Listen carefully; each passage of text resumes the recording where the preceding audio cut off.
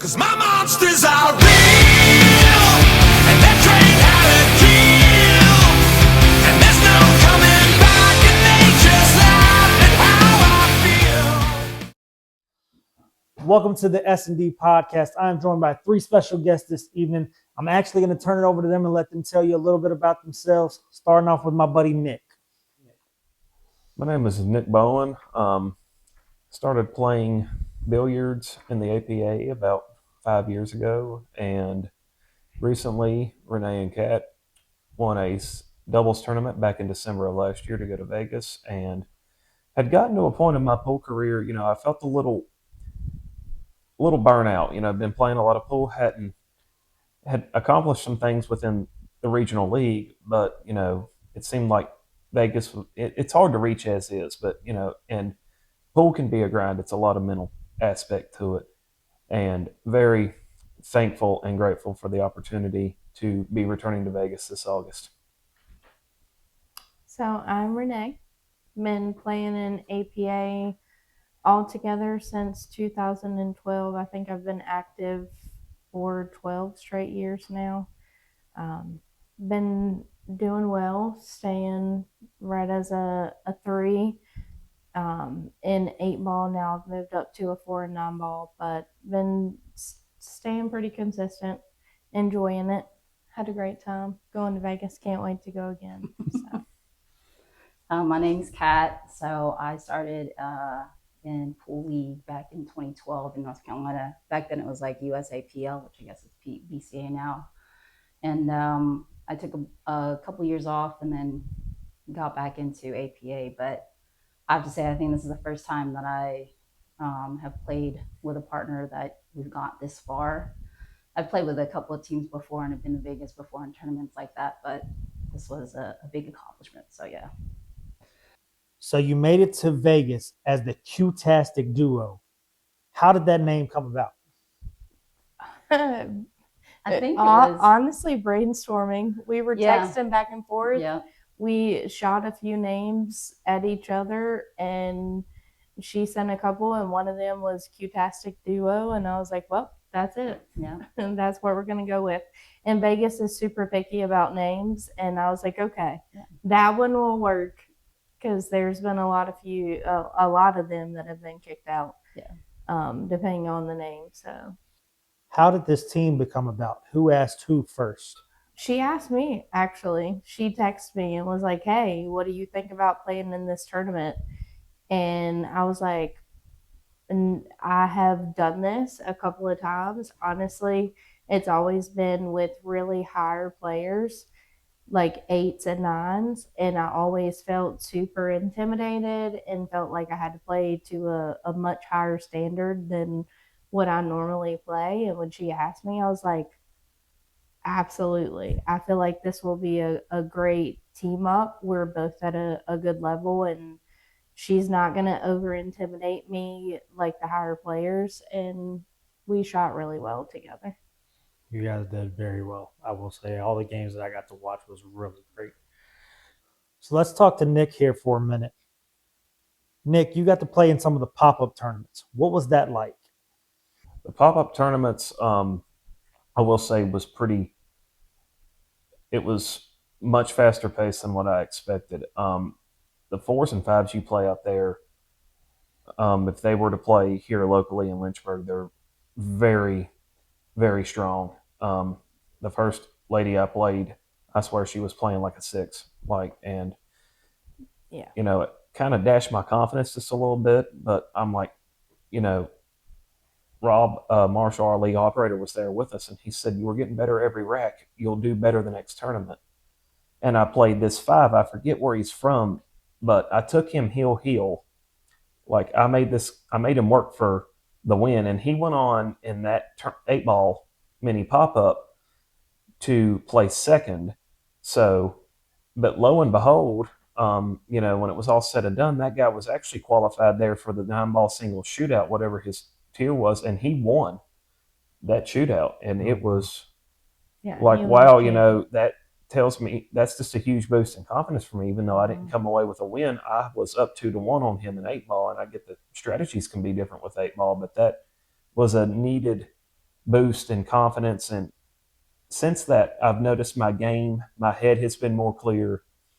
I've been more consistent, and I definitely am not going to slow down anytime soon. And I'm very thankful for the opportunity, and even more so now that we're heading back in August. And just it's surreal, and everybody else on the team, it's their first time going. Everybody is just super stoked, and I can't wait for me and Renee to lead that team with her being the captain, me being the co-captain. That's awesome. What does it mean to you guys, especially you two, because this was y'all's first time in Vegas going to play for the tournament? What does that mean to you guys? Well, it's interesting because our first round we lost our first round, and I think that was it's funny because when we played the tournament to qualify into it, we lost the first round, Yep. and then won the whole thing. So again, like it the was boost exciting. Yeah, that it we was a needed. big boost to have played with Renee with her skill set for us to get to go so far as we did. I think that was that just topped the cake. Like we weren't expecting anything. For me, I wasn't expecting us to go as far as we did. I think we just played well, and we just, I think after the second, third game, we were kind of noticing like defense is starting to win games. And we got to play smart. So yeah. What was the key? Well, did you say that's the key contributor to what got you guys as far as you did? Oh yeah, defense was a huge part of it, and being able to keep the other players from making balls and hold them back made a huge difference, especially when we were playing teams that, I mean, you have to think about it. The qualifier that we won in, your max score was 10, or your max skill level. Skill level. That's what I mean, not score. Together, yeah. Skill level was 10 together, and we went into it as an 8. And we, after I think it was the third round, when we met our first 11, team of 11. Yeah. And at first I was like, wait a minute, what's going on? Like, how do you meet a team of 11 when we can only get to 10? And it was people that have moved up in the process of getting to Vegas. Oh, wow. And even at that skill level, like at first you're super intimidated by that. You're like, wait, we're 8, they're 11, they're going to be super good. But your key to beating that is playing defense and keeping them from making shots that they would normally be able to make. And it played in our favor. You could tell it got in people's heads. It really messes with them when you're able to hide balls and keep them from making them. And I'll add just a little bit to that if that's all right. They did that not once, not twice, but 3 times in that tournament, and I was just blown away by. And the final 11 skill set combination that they met, it was a guy. He's normally a 2, but if you go to Vegas, you have to play with a 3. And it was a young man. I could tell he's got a bright future ahead of him. Like he just started playing, and the 8 he was playing with was playing really well at the start. Like he was making really impressive shots and leaving his teammate good shots. And of course, Renee and Cat they never got discombobulated by it. They just started playing defense, and the pressure started mounting on that team. He was trying to give good timeouts when he could, and I noticed he got off his game, and the low player, he was just even more intimidated, and that played very well into their advantage.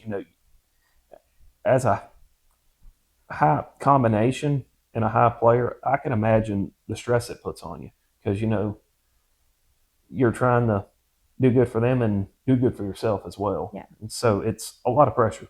Yeah. A lot goes into you it. overcompensate as a higher player. And I feel like that, could play a part in why it was so nice for Kat and I to play together. We're at a closer rank, and she's not overcompensating for me. She's able to play her normal play, and I'm able to play like I normally do.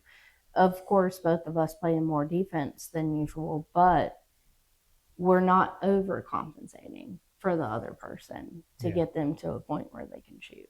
So it makes a big difference. Yes. I think it also helps to have a partner that's not, if you miss a shot, sometimes I've played with teammates and partners that if you miss a shot, I mean, they're like cussing you out and going like, how the hell Yeah. did you, you know? And we ran into that. Yeah. Like we ran into one particular team. I think it was it the first set of 11 that we played? Yeah, I think The She lady was- was, she was super rude to her. hard Yeah. on her And that- partner. And I it, could tell he was just ready to be done. Mhm. it He's like, "This completely ain't worth flopped it." the match so, for them. It completely flopped it. And I will You've say, got to be supportive of your partner and understand that people are going to make bad shots. They're going to miss. You're going to make mistakes. It's part of playing pool, but you've got to be supportive and build your partner up and work through that and give them tips and pointers to keep that going and keep that momentum going and not get down. Because as soon as you get in your head, it's over with. Every time. I've learned that the hard way a lot. me too. Yes, me too. I am horrible with it. I actually had a lesson with Greg today, and he's like, "We're going to learn mental today," Mm-hmm. and that's all he said. He just kept beating that into Yep. my head. I'm like, I got Mental it. I is got a it. huge part of it. Yeah. What did it mean for you guys to have so much support, not only from your significant others that were there, but also from the people back home that was watching you on the live stream? That was huge. Yeah. It was overwhelming. huge. Having people there, but also seeing the people commenting and asking how we're doing and wanting to know exactly where we're at and how far we've gone meant a whole lot.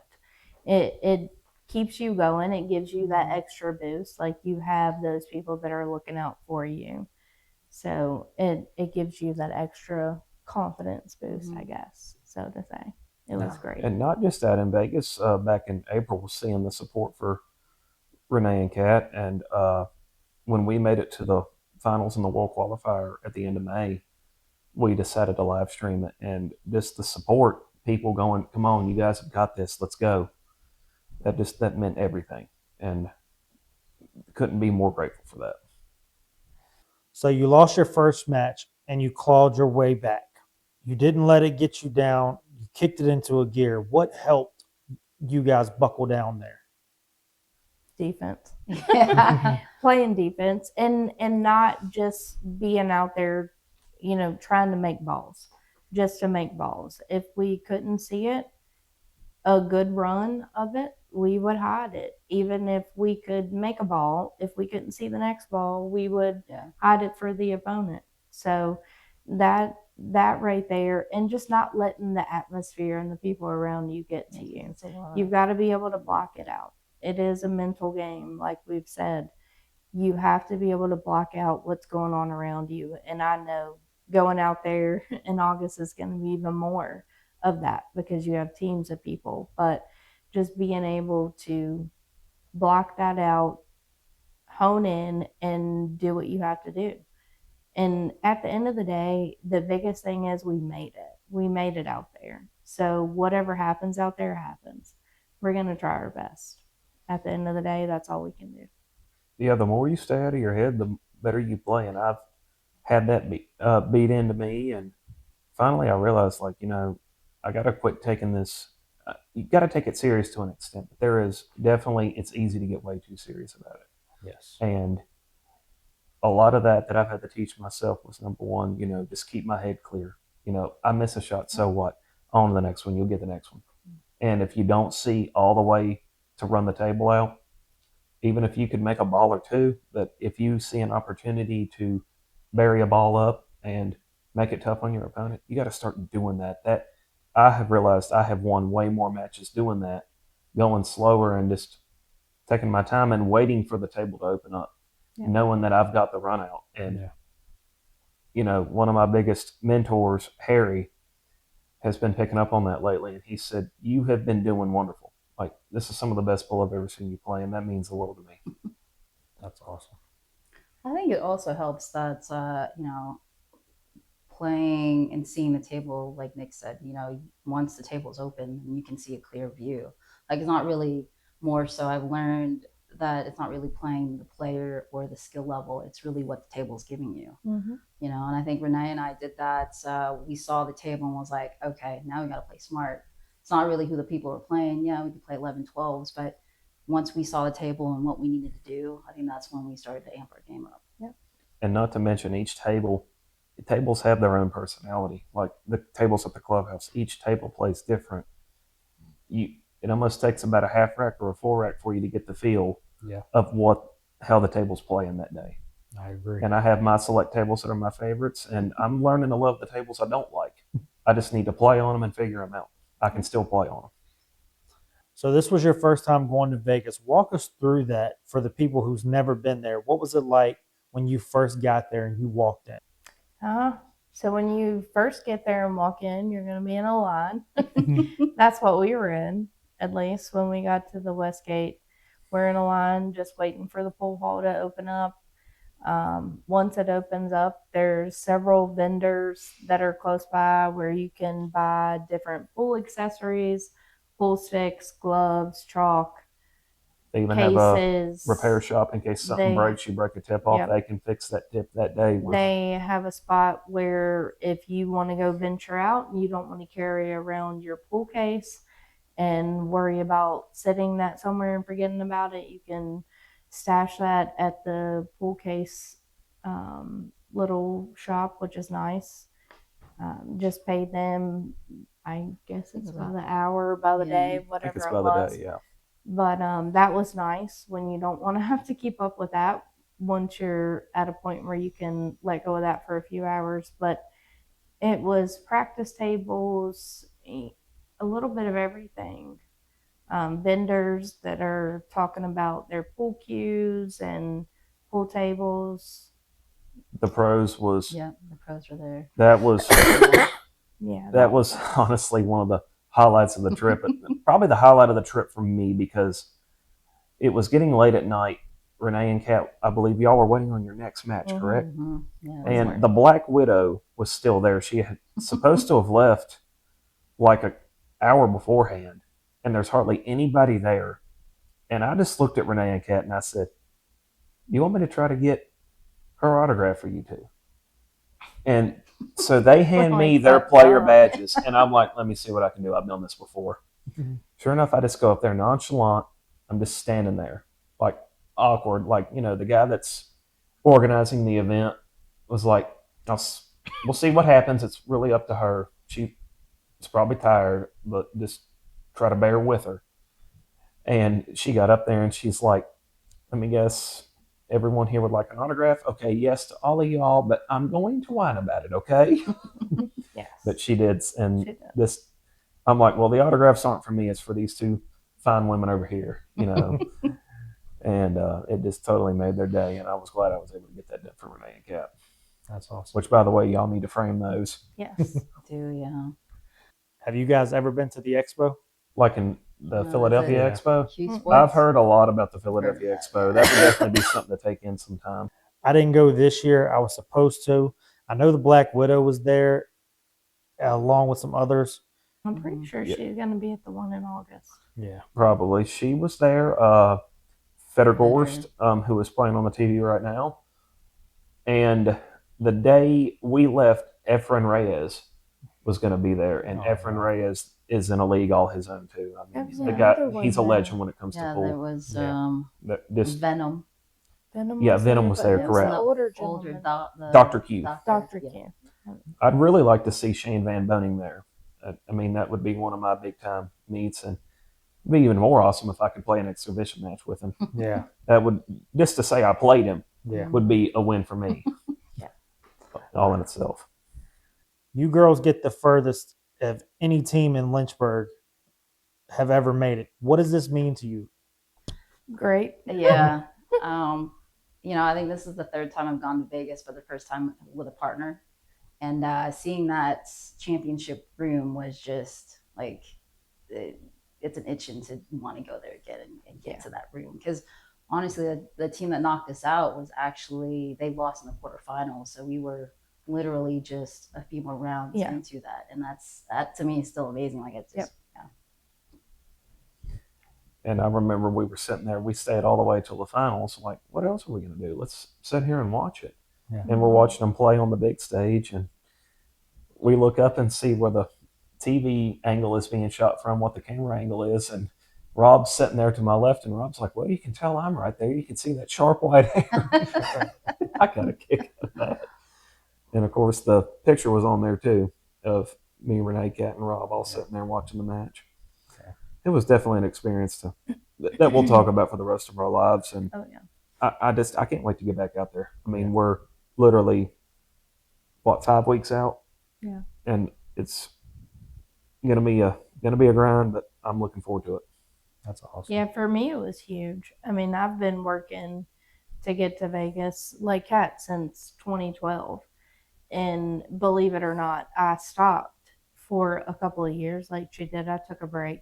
I was working at the hospital many 12-hour shifts and decided to take a break. In the session that I happened to take a break on, the team that I was on ended up going to Vegas. So many years ago, I could have went to Vegas and I didn't. And so to have that opportunity was amazing. And I've worked long and hard for it and thankful to have gone with such a great partner and even more proud to have made it as far as we did. We grinded, we stuck to it, we kept our heads down, we stayed humble, and we just kept grinding no matter what, even down to the final round. Yeah. Which was a doozy. Those two guys, they were younger guys. They were on point. Like that, no matter what we left them, they made balls. It was just no getting past them. And we honestly both said after that, like, these guys will be in the finals. There's no doubt about it. And we went and took a break and we came back to the area where they were playing and we watched their match. And to be quite honest, the guys they played were well above the skill levels that they were playing at. And had that not been the case, the guys that beat us could have beat them. But they didn't. They lost that round And then and got kicked out. But we all told them, like even him, Rob, all of us, were like, y'all have your heads in the game, like you're ready for the finals. But they played a team of fives that were playing like a team of sevens. and that team of fives, So- we went and watched that match.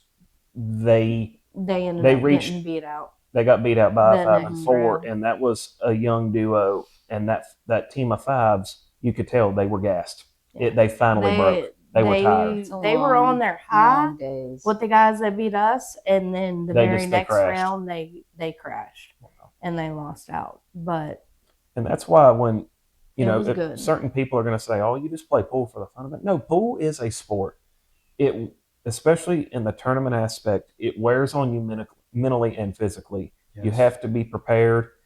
It's definitely a sport. and I mean, especially out in Vegas, because It's a long we start and you play your match in less than an hour. You're playing your next match, and you finish that one in less than an hour. You're playing your next one. I think the longest we had was the very final day that we were playing, and I think that was a 3 hour Mhm. in between matches. That was the Yeah, longest that break was a that we long had break. between matches. But honestly, you want that. You want to stay fresh. You don't want those long Mhm. breaks. You kind of get out of it and you're not as fresh on the table. So you want the shorter back to back, but it can be a lot and you've got to be prepared for that when you go to Vegas for sure. It's not you play in the morning and you get a break all day and you play in the evenings. No, it's back to back to back. So Nick, what did it mean to you to be there to support them? Oh, it meant everything to me. And I'm over there holding the phone like this, doing the live streaming. And I'm not going to lie, my arms got tired after a while. we have a tripod now. Yes, thank goodness. We have a tripod. But I'm sitting It there, will and be better everybody's in August. Yeah, sorry everybody. and for all the Kat's Houston- watching. Kat's watching the video, and she's like, "Oh my gosh, Nick, you did such a good job." And I'm like, I felt like I did horrible with your commentary. I'm like, I'm honestly, this is my first time doing it. I don't know what I'm doing. I'm like, holy shit, this is real. But I was so proud of the way they played. Like, it was just, they wanted it. And, even though they didn't win the whole shebang, they came back with bragging rights, and it meant a lot to me, and I know it meant a lot to them. Seeing Rob happy, saying we're going to go home saying this is the best, furthest team I've ever had. Yes. advance in a tournament like this in Vegas. I'm just very proud of these two ladies. And it was awesome getting to know Rob a little more because it's kind of hard to get to know him in the clubhouse because there's so much going on. But Yep. he's an awesome guy. He's truly an awesome guy. If you can say one thing to Rob Marshall, each of you, what is that one thing you would tell him? Thank you for Thank your you. hard work. you. Thank you, Rob. Yes. I For mean, his thank support. you. I mean, he watched immensely. every game. He was did. there He for was every there game. to support Even us. for Nick as well. Even His- practicing. Yeah. He came when we were just in the So- practicing room practicing and talked to us and told us where things were and how things worked and how the different rounds worked. And, you know, I would get to a point where I would think that I knew things were going on, what was going on. And Rob's like, no, it's this way. So it was great to have him there, not only for that, but for the support. Mhm. And I mean, we ate lunch with him and had personal one-on-one time, which was awesome. And getting to know him even more and be able to see his passion behind all of it and the knowledge. He has a lot of talking knowledge. about the different pool players over the years and things he's seen and things he's dealt with in Vegas, it made a huge difference having him out there and having that support of your league operator just gives you that extra boost of confidence that you need. I always do this question with everybody I interview. I really like this question. What is the one piece of advice you can give someone who's never been to Vegas, younger or older, whether that be for singles, doubles, or teams? Mine would be try to get as much rest as you can. Wear comfortable shoes, definitely, because you're going to be on your feet a lot. And initially, it can be overwhelming just a little bit because it's a lot of people there. But the biggest thing is it's hard enough to get to Vegas, but while you're there, take it in. Just take it in. And there's bragging rights alone in saying, we're going to Vegas. It truly is. It's a battle just playing regional league here. And when you get to that big stage, you've already, in my opinion, you've already won when you get out there, but it's not an excuse to slow down because it doesn't get easier and it demands your very best. I would say have fun. Mhm. Have fun, make the most of it. Of course, stay focused when you're playing out there with your team. Otherwise, it's Vegas. Have fun. Enjoy the sights and the scenery. Yeah. And if you stay close to Fremont Street, be prepared for them to play music till 5 o'clock in the Yeah, morning. you're going to be up all night. It's like we're not doing that They again. say New York is the city that never sleeps. I beg to differ. It's got to be Vegas. But if you're young, it's for you. It's great. But the biggest thing is just stay focused and don't worry about the small things. Win or lose, you made it. Yeah. That is the biggest thing. You've made it to Vegas, and you've made it further than you have before. So have fun. Yeah, I mean, I think both of them said it exactly. Enjoy the people you're around, enjoy the atmosphere, take it in. I mean, be humble, root your players on, your teammates, support others, and just have a good time. I mean, it can be very overwhelming, but if you have to step outside, take a break, and just take a nice breath in and come back in it, and then just come back in it. But yeah, I'd say just take it in and enjoy. And the good thing is the air out there might be hot, but it's not as humid as Virginia. That's a fact. And we're coming up on the hottest week of the year coming up. And Yes. It's going to be a bruiser. It's going to be a bruiser. What's your favorite thing about Vegas for each of you? Ooh, getting the Black Widow signature, seeing him be able to go up and get that, but even more so, the match that we were able to watch before he got the signature was a young kid that was, I think, 7 years old that played her better than most grown people I see play pool. And it just the way he played with her, as humble as he was, and then to see his family interact with her afterwards and talk to her, and from what I gathered, they make like pool tables and pool cues and things like that But to see her play with him and him interacting and getting that once in a lifetime moment with the Black Widow, that honestly, and him getting the signature made the entire trip for me. And I'll add to, for me, when the X Convincing match concluded, that young man beat Jeanette Lee, and she said, "I'll only give you my autograph under one condition: I've got to have yours first." Yeah. And it just goes to show you the humbleness of people and what Jeanette Lee has been through. I mean, the fact that she is still Her able testimony. to do it is just, it's inspirational. It really is. I mean, she has been through so much, and she is still getting after it. Not only that, she still plays, probably not quite like she used to, but she's also a league tremendous operator in, amount. I think, Tampa, Florida. Yeah. Somewhere in Tampa, Florida. Yes, she's a league operator. And the fact of, she wants to inspire, pool isn't just for people it's for everybody. It's truly a good pastime. And I've met some wonderful people playing pool because I've dealt with people, I work a busy schedule. I work in a huge machine shop. And I've dealt with people saying, "Oh, the pool halls they're no good. It's just a smoky bar. People looking to break a pool cue over someone's head." And I'm like, "Well, you've obviously never been to where we play pool. It's not like that. Everybody in there, there's been some yada yada Calls here and there, but it can happen anywhere. I've been it's a in a few public of place. those. But for the most part, just get in there and do your best and play pool, and I'm grateful to have a nice pool hall to call our home pool hall and a wonderful league operator on top of that. I think mine was to see that interaction with Jeanette, but just to see the whole APA community and APA as a whole.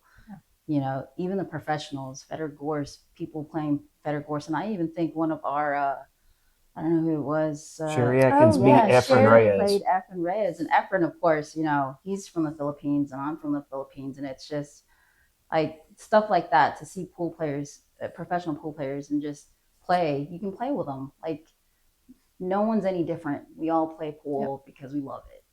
Yes. And what I found awesome, Feder Gorst shared after his time there had concluded. He said, "This was my first time ever doing that event, and I will say it impressed me way beyond what I could have imagined." And people that don't get out there and play in the opens and the professional tournaments like I do, I learned from them. They think differently than I do, and I'm like, I've never thought of something this way. Like, it just shows that there's always room to improve. Because all of us sitting right here right now, if you put 9-ball, you've got 3 4s. Well, actually 4 counting you, but we all see the table differently, and we can all sit there and watch each other play, and you're just like, "Dang, I've never thought about doing something that way." Yep. And you try it, and you're like, "Man, wish I could have seen that sooner." You learn something every day. There's always room to learn, and that's love for the game, in my opinion. That's all the time we've got now. I want to thank each of you guys for sitting down with me tonight. And I definitely want to wish you guys the best of luck in your team event coming up for Vegas. And hopefully we'll be able to do this again soon. We're definitely going to have to get Harry in here. This one. We'll get All right. together no matter what. All right, we'll drag Win Harry or in this time. lose, That's we're right. going to Vegas, so we'll talk about it. Definitely. We just want to thank you guys for listening to the S&D podcast today. We just want to appreciate everybody for tuning in. Just remember, you can check us out on Apple, YouTube, and Spotify. And we look forward to talking to you guys in our next episode. Yes, sir.